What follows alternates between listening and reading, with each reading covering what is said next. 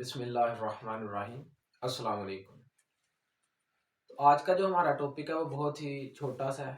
Cell theory है थोड़ी सी मैंने बतानी, जो कि हम पिछले टॉपिक में भी डिस्कस कर चुके हैं। तो सेल थ्योरी थोड़ी सी डिस्कस करेंगे, थोड़ा सा हम मुख्तलिफ किस्म के सेल्स के बारे में डिस्कस करेंगे और इसके अलावा हम देखेंगे कि सेल जो है इसको हम स्टडी किस तरह से करते हैं और किन चीज़ों के ज़रिए से स्टडी करते हैं। तो सेल थ्योरी हम जानते हैं श्वान और सकलेटन, श्वान एंड सकलेटन दो जर्मन साइंटिस्ट थे, एक में जोलॉजिस्ट था और एक बॉटनिस्ट था। ठीक है, तो इन्होंने इंडिपेंडेंटली हमें कहा कि सेल जो है न्यूक्लियस के ऊपर मुश्तमिल है। इसके अलावा उसमें मेम्ब्रेन मौजूद है, मेम्ब्रेन के अलावा जो है हमारे पास साइटोप्लाज्म मौजूद है। तो इस बेस पे देखा गया कि हर ऑर्गेनिज्म जो है वो सेल्स के ऊपर मुश्तमिल है। तो इसको मद्देनजर रखते हुए हमारे पास सेल थ्योरी की कुछ स्टेटमेंट्स आई। इसकी जो पहली हमारे पास स्टेटमेंट थी वो ये थी कि एवरी ऑर्गेनिज्म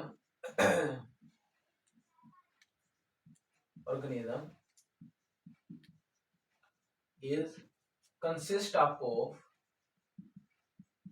वन और मोर सेल्स। कि हर जो जानवर है, जो जिंदा जानवर है, वो हमारे पास किसके ऊपर मुश्तमिल है? सेल्स के ऊपर मुश्तमिल है। वो एक सेल के ऊपर भी मुश्तमिल हो सकता है और एक से ज्यादा सेल्स के ऊपर भी मुश्तमिल हो सकता है। अगर एग्जाम्पल ले हम, फॉर एग्जाम्पल हमारे पास है यहाँ पे बैक्टीरिया, अगर यूनिसेलुलर एग्जाम्पल ले हम, और प्रोकैरियोटिक है ये हमारे पास, यानी न्यूक्लियस जो है इसमें मौजूद नहीं है इस सेल में। उसके अलावा हमारे पास अगर यूकैरियोटिक में यूनिसेलुलर की लें तो amoeba, paramecium and many more. ठीक है, और मोर सेल से मुराद है कि मल्टी सेलुलर होंगे, जैसे मैं हूं मल्टी सेलुलर हूं, एक से ज्यादा सेल्स पे मुश्तमिल हूं। चिड़िया है, बकरी है, तो होमोसेपियंस यहाँ पे हम एग्जांपल ले लेते हैं जो कि मल्टी सेलुलर है। राना टिग्राना यानी कि हमारे पास जो फ्रॉग है, या ब्रासिका कंपेस्ट्रस, ये हमारे पास कुछ एग्जांपल्स आ गई हैं मल्टी सेलुलर। तो एक हमारे पास जो है सेल थ्योरी वो ये आई, यानी सेल थ्योरी की एक स्टेटमेंट हमारे पास ये आई कि लिविंग ऑर्गेनिज्म एक या एक से ज्यादा सेल्स के ऊपर मुश्तमिल है। दूसरी चीज जो हमने देखी कि हर सेल जो है पहले से मौजूद सेल से ही निकला है, कि पहले हमारे पास ऑर्गेनिज्म होंगे तो फिर ही नए ऑर्गेनिज्म बन सकते हैं। ऐसा नहीं कि हमारे पास लिविंग ऑर्गेनिज्म मौजूद नहीं है तो उनसे नए निकल आए, ऐसा नहीं होगा। जहां पे लिविंग ऑर्गेनिज्म पहले हमारे पास मौजूद होंगे उनसे ही नए लिविंग ऑर्गेनिज्म बनेंगे। यानी कि अगर बैक्टीरिया हमारे पास तो वही डिवाइड करके नए बैक्टीरिया बनाएंगे, ना कि ऐसा होगा कि हमारे पास बैक्टीरिया नहीं है और हम कहें वहां पे हमारे पास बैक्टीरिया आ जाए। ऐसा नहीं होगा, पहले कोई सेल मौजूद होगा, वो डिवाइड करेगा तो फिर नया सेल हमारे पास बनेगा। तो दूसरी जो इसकी स्टेटमेंट है, जो दूसरा इसका पोस्टुलेट है, वो ये है कि जनाब new sales arise from previous, यानी पहले जो मौजूद है, प्रीवियस और प्री एग्जिस्टिंग सेल्स। क्या हमारे पास जो नए सेल बनते हैं वो पहले से ही मौजूद सेल से मिलके बनते हैं। तो ये हमें प्रूव किया था लुईस पास्चर ने। तो यहाँ पे मैं लिख देता हूं कि लुईस पास्चर जो थे, इन्होंने इसको प्रूव किया था। कैसे किया था वो मैं पहले बता चुका हूं आप लोगों को। तीसरी जो स्टेटमेंट है इसकी बहुत सिंपल है, जो कि हम जानते भी हैं, सेल की जो डेफिनेशन भी है वो ये कि cell is the structural and functional unit of every organism. कि कोई भी ऑर्गेनिज्म है उसकी साख्त और उसके जो काम हो रहे हैं उनको कौन परफॉर्म कर रहे हैं? सेल ही परफॉर्म कर रहे हैं जिनसे वो मिलके बना है। तो तीसरा पोस्टुलेट हमारे पास यहाँ पे आया, cell is the basic structure as well as functional unit of living organism। तो ये हमारे पास तीन पोस्टुलेट जो मेन थे सेल थ्योरी के वो हमारे पास मौजूद है, 1, 2 एंड 3, इनको मैंने मार्क कर दिया। तो ये बहुत जरूरी है। तो सेल थ्योरी जो है हमारे पास फंडामेंटल है, बेसिक है तमाम बायोलॉजी में। बायोलॉजी की जितनी भी फील्ड्स हैं उनमें इन तीनों चीजों को एक्सेप्ट किया जाएगा, माना जाएगा। इसके इन पोस्टुलेट्स को और भी होंगे, उनके और भी हैं, सॉरी, उन पोस्टुलेट्स को माना जाएगा, सेल थ्योरी के पोस्टुलेट्स को। तो अब हमने सेल थ्योरी देख लिया, तो हम देखते हैं कि सेल जो है वो किन किन चीजों के ऊपर मुश्तमिल है, किस किस तरह के सेल हो सकते हैं। तो फर्दर हम फिर प्रोसीड करेंगे। तो सेल हम जानते हैं कि उसी वक्त उसकी स्टडी मुमकिन है जब उसे देखा जाए। तो सेल को हमने जब देखा पहली दफा तो एक आले के थ्रू देखा जिसे हम कहते हैं माइक्रोस्कोप, यानी ऐसा आला जो कि छोटी चीजों को, माइक्रो ऑर्गेनिजम्स को देखने के लिए इस्तेमाल होता है, या माइक्रो थिंग्स हम कह सकते हैं, उनको देखने के लिए इस्तेमाल होता है, उसे हम क्या कहते हैं, माइक्रोस्कोप। अब जब माइक्रोस्कोप डिस्कवर हुई तो इसकी डिस्कवरी के साथ ही सेल की स्टडी लिंक है, या हम कह सकते हैं सेल की डिस्कवरी लिंक है। सेल भी तभी डिस्कवर हुआ जब माइक्रोस्कोप डिस्कवर हुई। हम जानते हैं कि रॉबर्ट हुक ने हमें बताया था कि सेल्स जो है कॉर्क जो है हमारे पास, उसकी शीट के अंदर काफी ज्यादा खाने से स्ट्रक्चर से मौजूद थे जिसे उसने सेल कहा था।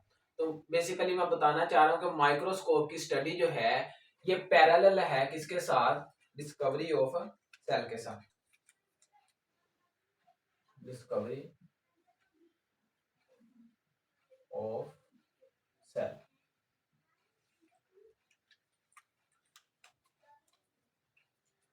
तो हम जानते हैं कि सबसे पहले जो हमारे पास माइक्रोस्कोप आई थी उसे कहते हैं लाइट माइक्रोस्कोप, क्योंकि उसमें हम लाइट को इस्तेमाल करते थे चीजों को देखने के लिए, इसलिए इसे कहा गया लाइट माइक्रोस्कोप। और लाइट माइक्रोस्कोप हमारे पास एक सिंपल सी ट्यूब होती है जिसके साथ दो लेंस अटैच होते हैं। जो आई वाली साइड पे लेंस होता है, जिसको यानी कि जो लेंस आई की साइड पे उसे कहेंगे ओक्यूलर लेंस। फर्ज करें यहाँ पे मैं एक छोटी सी डायग्राम बनाता हूँ, कोशिश करता हूँ। तो ये मेरे पास फर्ज करें एक माइक्रोस्कोप है,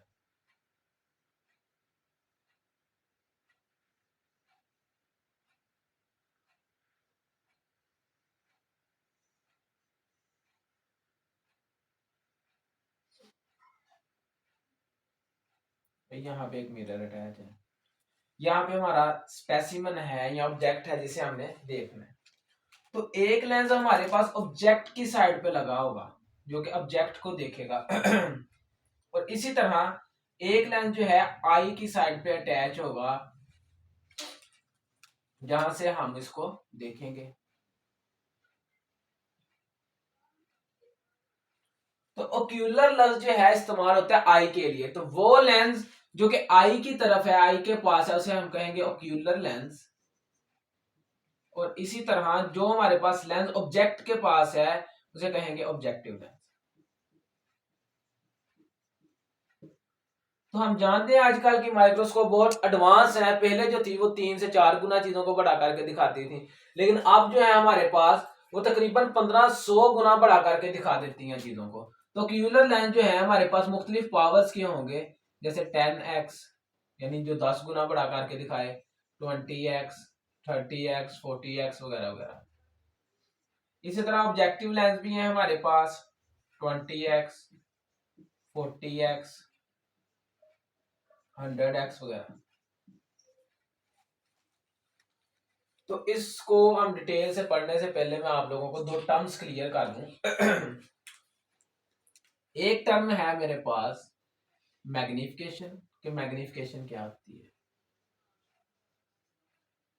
और दूसरी टर्म है रिजोल्विंग पावर या रेजोल्यूशन। मैग्निफिकेशन बहुत सिंपल है, यानी किसी चीज को कितना बड़ा करके, कितना मैग्नीफाई करके कोई लेंस दिखाता है, उसे हम कहेंगे मैग्नीफाइंग पावर है उसकी। ठीक है, तो कोई चीज अगर किसी चीज को 3 गुना बड़ा करके दिखाएगी तो हम कहेंगे इसकी मैग्नीफाइंग पावर है 3x, यानी x से हम शो करते हैं मैग्निफिकेशन को। या अगर वो 9 गुना बढ़ा करके दिखा रही है तो हम कहेंगे 9x, 1500 गुना बढ़ा करके दिखाएगी तो कहेंगे 1500x। इसी तरह रिजोल्विंग पावर हमारे पास क्या है, सबसे कम फासला दो चीजों के दरमियान, या हम कह सकते हैं दो चीजों के दरमियान कम फासले को फर्क करना, यानी कि एक मेरे पास ये है और एक ये है, तो इनके दरमियान कम जितना फासला मैं ऑब्जर्व कर सकता हूं, जब तक ये मुझे दो अलग-अलग चीजें दिखेंगी तो वो मेरी रिजोल्विंग पावर है। और लेकिन जब ये ऐसे आपस में मर्ज कर जाए और इनके दरमियान में फासला जो है नहीं बता सकता कि ये दो चीजें हैं या एक, यानी दो मुख्तलिफ चीजों के दरमियान इनको मैं फर्क नहीं कर सकता, ये यानी कि मेरी रिजोल्विंग पावर नहीं है। तो जब इनमें कम उतना फासला हो जो कि मेरी आंख जो है ये फर्क कर सके कि ये दो चीजें मुख्तलिफ हैं, अलग-अलग, उसको हम कहेंगे रिजोल्विंग पावर। तो ह्यूमन की जो नेक्ड आई है उसकी रिजोल्विंग पावर है 1 मिलीमीटर, 1 मिलीमीटर। अब ये कितना होता है, 1 मिलीमीटर जैसे हमारे पास एक स्केल होता है तो वो इंचेस में डिवाइडेड है, इंचेस आगे सेंटीमीटर में डिवाइडेड है, और सेंटीमीटर आगे 10 हिस्सों में डिवाइडेड है। तो वो जो 10वां हिस्सा है, यानी कि ऐसे देखें मेरे पास ये 1 सेंटीमीटर है यहां से लेके यहां तक, और 1 सेंटीमीटर आगे फर्दर डिवाइडेड होता है 10 हिस्सों में, 1 2 3 4 5 6 7 8 9 10। तो ये जो एक हिस्सा है इसका जो 10वां हिस्सा है ये 1 मिलीमीटर है। तो ह्यूमन आई जो है 1 मिलीमीटर जो है उसकी रिजोल्विंग पावर है। अगर दो चीजें 1 मिलीमीटर के फासले पर पड़ी हैं तो ह्यूमन आई फर्क कर देगी कि ये दो मुख्तलिफ चीजें हैं। लेकिन अगर ये और पास आ जाती हैं, यानी कि 0.5 मिलीमीटर उसका हाफ डिस्टेंस है, यानी इतना और पास आ जाती है, तो ह्यूमन आई फर्क नहीं कर सकती कि वो दो चीजें अलग हैं। ह्यूमन आई को ऐसा ही लगेगा ये एक ही चीज है। तो ह्यूमन आई चूंकि फर्क कर सकती है 1 मिलीमीटर डिस्टेंस का दो चीजों में, तो इसलिए इसकी रिजोल्विंग पावर 1 मिलीमीटर है, जो कम से कम फर्क कर सकती है। जैसे ये दो डॉट है, इनमें 1 मिलीमीटर का फर्क होगा तो हमें पता चलेगा कि ये दो अलग डॉट हैं। अगर ये उससे करीब आ जाते हैं तो हमें लगेगा ये एक ही डॉट है। इसी तरह जो लाइट माइक्रोस्कोप है उसकी रिजोल्विंग पावर हमारे पास है 2 माइक्रोमीटर, और 1 माइक्रोमीटर जो है वो यानी माइक्रोमीटर 10 की पावर -6 मीटर के बराबर है। 2 माइक्रोमीटर यानी कि 0.0000002 मीटर के बराबर है, इतना छोटा है। ठीक है, 1 मीटर का आप अंदाजा लगा सकते हैं कितना होता है, तो 1 मीटर से इतना गुना छोटा जो है फासला एक लाइट माइक्रोस्कोप जज कर सकती है, उसे डिस्टिंग्विश कर सकती है कि ये दो चीजें अलग-अलग हैं, अगर वो इतना पास होंगी। ठीक है, तो ये उसकी है रिजोल्विंग पावर। तो लाइट माइक्रोस्कोप जब भाई सेल भी डिस्कवर हो गया, तो लाइट माइक्रोस्कोप की डिस्कवरी के साथ हमारे पास सेल की डिस्कवरी बिल्कुल उसके पैरेलल है। अब यहाँ पे ओक्यूलर लेंस भी इस्तेमाल हो रहे हैं, ऑब्जेक्टिव लेंस भी इस्तेमाल हो रहे हैं। तो मैंने बताया ये मुख्तलिफ पावर के अंदर, ऐसे 10x 20x 40x, और यहाँ पे भी 20 40 100x एंड सो ऑन चलता जाता है। तो एक ओक्यूलर लेंस अगर इधर 10x का लगा है और इधर हमारे पास 40x का लगा है, तो इन दोनों को मल्टीप्लाई हम करेंगे तो फिर हमारे पास मैग्नीफाइंग पावर निकलेगी। तो ये कितना आ गया, 10 इंटू 40 400x के 400 गुना बड़ा इस चीज को करके दिखाएगी। अगर ओक्यूलर लेंस जो है 10 गुना मैग्नीफाइंग पावर रखता है और हमारे पास ऑब्जेक्टिव लेंस जो है वो 40x मैग्नीफाइंग पावर रखता है, तो ये इतना बड़ा चीज को करके दिखा सकती है। और अगर मैं ओक्यूलर लेंस 20x इस्तेमाल करूं और ये ऑब्जेक्टिव लेंस 40x इस्तेमाल करूं, तो मेरे पास ये 800 गुना बड़ा करके दिखाएगी, यानी मैग्नीफाइंग पावर उसकी इंक्रीज हो जाएगी। लेकिन इसकी जो रिजोल्विंग पावर है वो उतनी ही रहेगी 2 माइक्रोमीटर या 0.0000002 मीटर। उम्मीद है इतना समझ आ गया होगा। अब लाइट माइक्रोस्कोप में एडवांसमेंट आई तो हमने आगे चूंकि लाइट को इस्तेमाल करते थे चीजों को देखने के लिए, अब हमने फोटोन से भी छोटी चीज इलेक्ट्रॉन को इस्तेमाल किया है। चीज को देखने के लिए हमने इलेक्ट्रॉन का इस्तेमाल किया, तो इलेक्ट्रॉन चूंकि बहुत छोटा है लाइट के पार्टिकल से, तो इलेक्ट्रॉन माइक्रोस्कोप बहुत छोटी चीजों को हमें दिखाती है। लाइट माइक्रोस्कोप से बहुत ही एडवांस जो चीज है वो हमारे पास इलेक्ट्रॉन माइक्रोस्कोप है। तो अगर देखा जाए इसकी रिजोल्विंग पावर को यानी कि देखा जाए तो वो हमारे पास 2 नैनोमीटर है। 2 नैनोमीटर, तो नैनोमीटर होता है 10 की पावर -9। इसे हम ऐसे भी लिख सकते हैं। तो चूंकि हमारे पास यहाँ पे जो माइक्रोस्कोप थी लाइट वो थी 10 की पावर -x, तो अगर मैं देखूं इनको एक दूसरे में ऐड करूं या वैसे ही मैं देखूं तो ये कितनी एडवांसमेंट है। इलेक्ट्रॉन माइक्रोस्कोप 1000 गुना ज्यादा एडवांस है किससे, लाइट माइक्रोस्कोप से। इतनी ज्यादा रिजोल्विंग पावर हमें ज्यादा देती है किसके मुकाबले में, लाइट माइक्रोस्कोप के मुकाबले में। तो इसका मतलब ये बहुत छोटी छोटी चीजों को जज कर सकती है, देख सकती है। अगर 2 माइक्रोमीटर को देखें तो ये ह्यूमन आई के मुकाबले में 500 गुना ज्यादा है। और अगर इसकी हम रिजोल्विंग पावर देखें तो ये हमारे पास 500 गुना ज्यादा है किसके मुकाबले में, लाइट माइक्रोस्कोप के मुकाबले में, ना कि आंख के मुकाबले में। और अगर आंख के मुकाबले में देखें तो 500x जो है हमारे पास लाइट माइक्रोस्कोप एडवांस है आंख से, और इसी तरह इसको 500 जो है एडवांस है हमारे पास इलेक्ट्रॉन माइक्रोस्कोप। तो इनको अगर हम मल्टीप्लाई करें तो हमारे पास आएगा 2,50,000। इतनी गुना एडवांस है हमारे पास लाइट माइक्रोस्कोप, यानी इसकी रिजोल्विंग पावर इतनी बेहतरीन है, इसकी मैग्नीफाइंग पावर इतनी अच्छी है, तो ये चीजों को इतना बड़ा करके दिखा सकते हैं। तो हम सेल को इजीली इसके अंदर देख सकते हैं। तो ये आपने देख लिया कि भाई इलेक्ट्रॉन माइक्रोस्कोप और लाइट माइक्रोस्कोप कैसे काम करती है, यानी कि कितना बड़ा चीजों को करके दिखा सकती हैं। आगे हम देखते हैं अब सेल के अंदर ऑर्गेनेल्स जो है उनको हमने कैसे देखा और सेल्स की टाइप कौन कौन सी हैं। तो सेल हमारे पास मुख्तलिफ किस्म के हैं। अगर एनिमल्स में देखें हम, इन एनिमल्स के अंदर हमारे पास मुख्तलिफ किस्म के सेल्स हैं। जैसे यहाँ पे मसल सेल, तो मसल सेल हम जानते हैं एबिलिटी रखता है कॉन्ट्रैक्ट करने की और रिलैक्स करने की।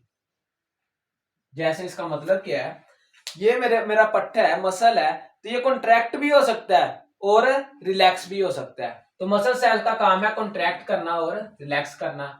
नर्व सेल जो है ये क्या करते हैं, पैगाम पहुंचाते हैं इंपल्सिस की शक्ल में। नर्व इंपल्स की शक्ल में पैगाम पहुंचाते हैं जिस्म के एक हिस्से से दूसरे हिस्से तक, कनेक्ट करते हैं, कनेक्टिव टिश्यू है। ग्लैंड सेल जो है ये सेक्रीशन करते हैं। जैसे मेरे मुंह में सलाइवा सेक्रीट हो रहा है तो उसको सेक्रीट कौन करेगा, ग्लैंड सेल।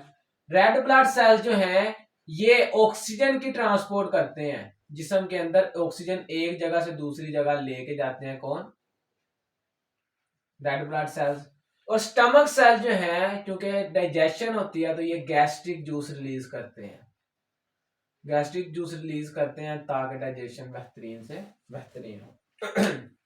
और इसी तरह अगर हम प्लांट सेल्स देखें तो प्लांट सेल्स हमारे पास जाइलम सेल्स आ जाते हैं।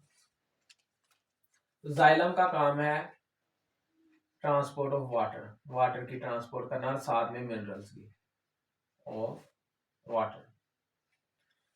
फ्लोएम का काम है ट्रांसलोकेट करना, फूड को एक जगह से दूसरी जगह लेके जाना, खुराक को पत्तों से पूरे जिस्म के अंदर। स्क्लेरन काइमेटस सेल जो है सेल में वो सपोर्ट देते हैं और रिजिडिटी देते हैं, प्रोटेक्शन। क्लोरन काइमेटस सेल, क्लोरन यानी कि क्लोरोफिल से वो सेल जो कि क्या करेंगे, फोटोसिंथेसिस करेंगे, फोटोसिंथेसिस। पैरेनकाइमेटस सेल्स वो सेल जो कि स्टोर करते हैं फूड को, स्टोर फूड। और मेरिस्मेटिक सेल्स जो कि डिवाइड करते हैं, नए सेल्स बनाते हैं और ग्रो करते हैं। ठीक है, तो ये हमारे पास कुछ सेल्स थे, प्लांट सेल्स। अब सेल्स ही मिलेंगे और ऑर्गेनिज्म को बनाएंगे, तो हम कह सकते हैं कि ऑर्गेनिज्म के अंदर जितने भी फंक्शन हो रहे हैं वो बेसिकली सेल्स कर रहे हैं। तो मुख्तलिफ किस्म के सेल्स हैं, इनका साइज भी मुख्तलिफ हो सकता है, इनकी शेप भी मुख्तलिफ हो सकती है और फंक्शन तो इनके मुख्तलिफ होंगे ही होंगे। तो एक ऑर्गेनिज्म में मुख्तलिफ सेल्स हैं जो कि अपना अपना स्पेशल काम करते हैं, अपना अपना खास काम करते हैं और एक पूरे ऑर्गेनिज्म का काम हो रहा होता है। जैसे मैं देख रहा हूं, बोल रहा हूं, सुन रहा हूं, हरकत कर रहा हूं, तो ये सारे का सारा काम बेसिकली सेलुलर लेवल पे हो रहा है और मेरे सेल्स ये काम परफॉर्म कर रहे हैं और ऑटोमेटिकली मेरा अपना काम हो रहा है जो मैं आप लोगों को लेक्चर दे रहा हूं। तो मेरा ये समझ आ गई होगी। तो सेल जो है हमारे पास मुख्तलिफ साइज के होंगे, मुख्तलिफ शेप के होंगे, उनका स्ट्रक्चर भी मुख्तलिफ होगा। अब सेल को स्टडी करने के लिए, यानी उसके अंदर जो ऑर्गेनेल्स हैं उनको स्टडी करने के लिए उनको सेल से अलग करना पड़ेगा, सेल से निकालना पड़ेगा, तभी तो हम उनको स्टडी कर सकेंगे। तो हम क्या करते हैं कि एक ट्यूब लेंगे और उसमें मिक्सचर बना लेंगे, होमोजीनियस मिक्सचर। फर्ज करें ये हमारे पास एक टेस्ट ट्यूब है, हमने क्या किया, इसमें एक मिक्सचर लिया, सीजियम क्लोराइड,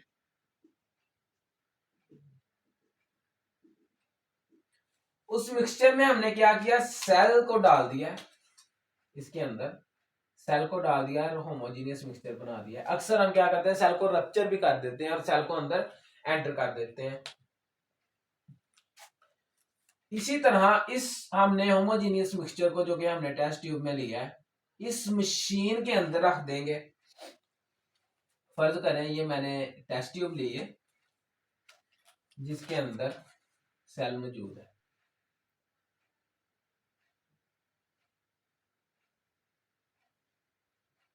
इसके अंदर हमने टेस्ट ट्यूब एंटर कर दी।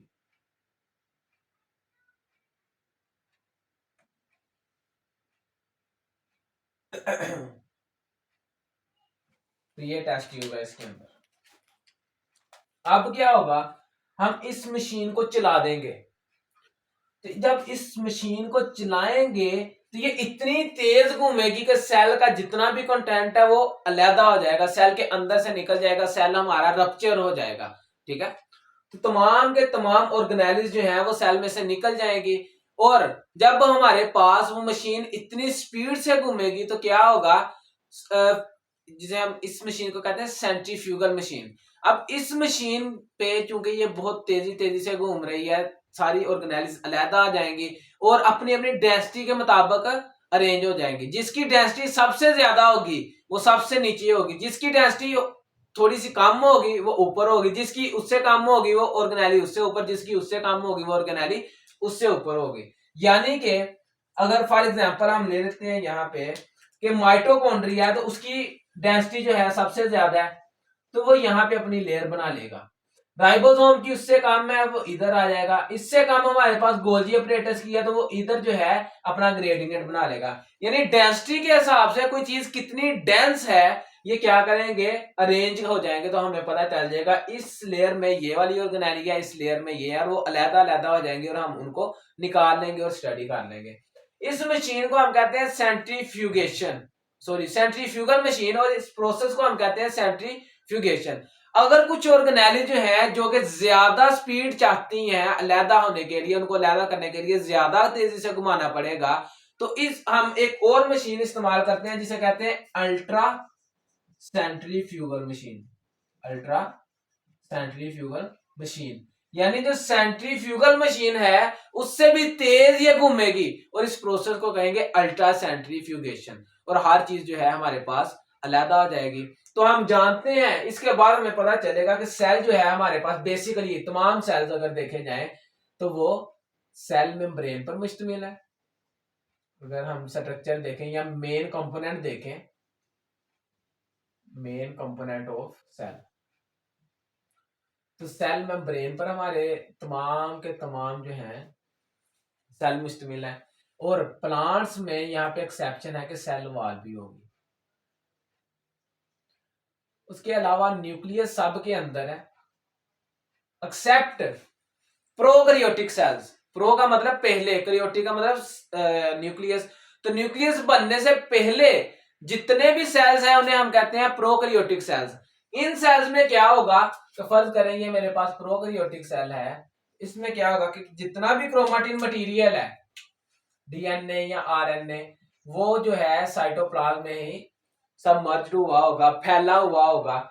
लेकिन अगर हमारे पास प्रोकैरियोटिक सेल की जगह यूकैरियोटिक सेल है, फर्ज करें इसके ऑपोजिट मेरे पास ये यूकैरियोटिक सेल है, तो इसमें क्या होगा कि तमाम का तमाम क्रोमेटिन मटेरियल एक मेम्ब्रेन के जरिए से, जो कि बेसिकली डबल मेम्ब्रेनस स्ट्रक्चर होता है, उसके जरिए से गिरी हुई होगी, उसे एक जगह पे पैक किया होगा। इस स्ट्रक्चर को हम कहते हैं न्यूक्लियस।